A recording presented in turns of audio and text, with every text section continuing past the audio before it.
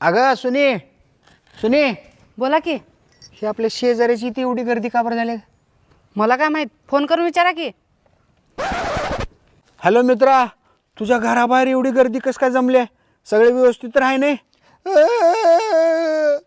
भावा, मी कुत्र पाळलं होतं का नाही, हां. त्या कुत्र्याने तुझ्या वहिनीला चावले आणि जागीच तुझी वहिनी मेली. अरे बापरे, लय वाईट झालं की. बर मित्रा, तू काही टेन्शन घेऊ नको, झालं गेलं ते विसरून जा. बरं माझं ऐक की, बोल की. तुझं कुत्रे 1 तासाभरासाठी मला मिळेल का? तुला काय वाटलं घराबाहेर कशासाठी थांबल्यात ती माणसं? कुत्रेच बघायला थांबल्यात की.